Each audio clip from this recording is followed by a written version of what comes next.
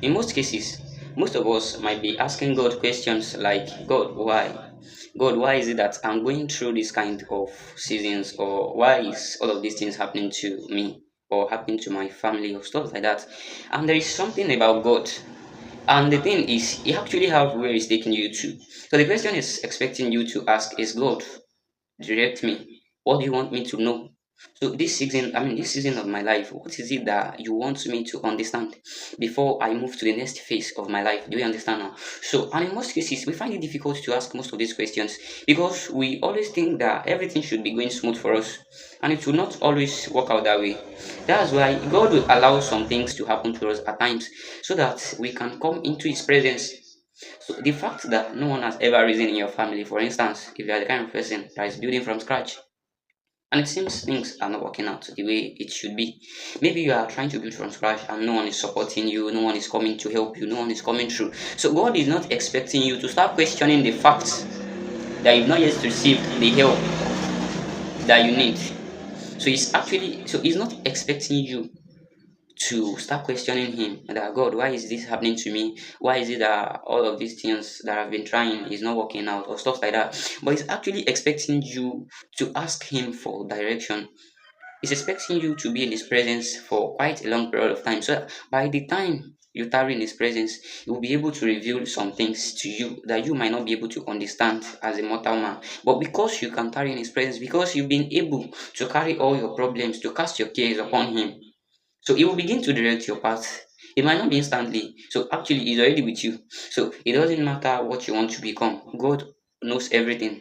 So that's why if you are following a path that seems contrary to the path that God has assigned for you to follow, it will be difficult for you to navigate everything. And at the end of the day, the results you get from the things you do, which are the things or are the things that are contrary to what God is planning for you, might seem frustrating. Why? Because you are not working according to what God wants for your life. So God's plan for your life, for instance, might be to go into politics. Let's take for instance. So his plan for you might be to go into politics, for instance. And so he expects you to be there, not just because of money, but because he wants you or he wants you to be there so that you can correct every misconceptions. Maybe there are things or activities that will be going on there that you as a Christian, you as a believer should be the one to eradicate. So you should be the one to bring solutions to some problems there.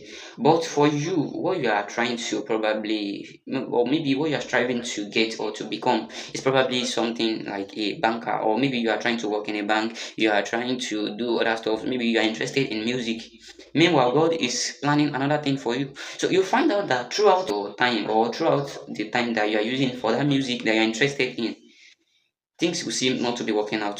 So you'll be frustrated. Maybe your own ambition, for instance, now you like it when you make people laugh. Maybe you're interested in being a comedian, a comic actor, or whatever. Maybe you're interested in all of these things, and God is telling you that your path in destiny is contrary to this thing that you are craving for. So it's just like cravings. So the fact that you are good in an aspect, to cut the long story short, doesn't mean that's your part in destiny. So you have to be the kind of person that takes all your things to God. You ask God for direction. You ask Him for everything you want to do. Maybe you are trying to become someone relevant, for instance. What is it that you carry that will make you relevant? That's the problem. Most of us are only questioning God for our present situation or for the things that we've not been seeing or for the things that have not yet been manifesting in our life. But then, how many or how much of these days or how much of time have you been able to commit towards that thing that you're becoming? Have you been learning what it takes to sustain yourself when you become that thing that you are striving to become? So that thing that you are asking for from God, do you have enough capacity to handle it by the time it comes? So those are the questions we should be asking ourselves. Not just, God, why is it happening to me? Why is this happening to my family? Why is it that things seems to be difficult? God already knows. He said before you were formed in your mother's womb that He knew you. Meaning that everything that you are going through, He actually knows about it. But the problem is, to what extent are you able to prioritize Him more than every other things? Okay, since you've been chasing all of these things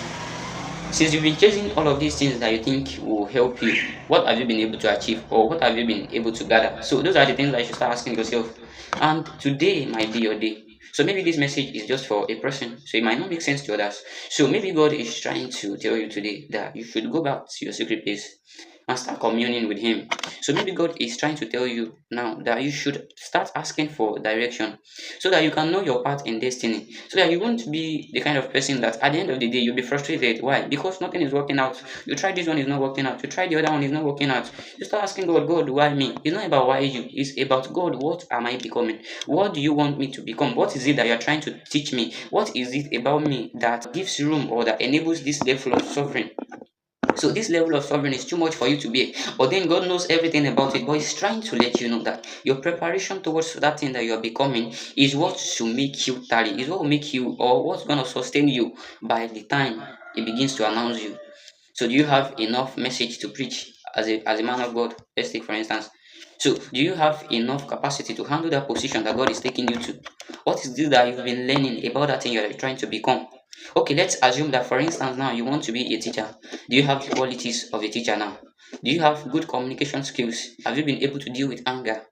Have you been able to learn how that in midst of circumstances or in the midst of chaos you can control yourself? Have you been able to discipline yourself enough to know that, oh, this thing I should not say it even when I'm angry? So all of these things will be the things that God will always consider in your life. And so if God should now find out that you've not yet mastered it, or you are not matured enough to handle some situations, it will never give results to some prayers that you pray. No matter if you like cry, if you like weep, it will still give you the result, because the version of you that can handle the result has not yet emerged. So this version of you is the version of you that is only craving for the things that you need, not the version of you that is ready to handle the things that God is about to commit to you. Begin to ask for God's direction, and at the end of the day, you find out that nothing is impossible for God to do in your life.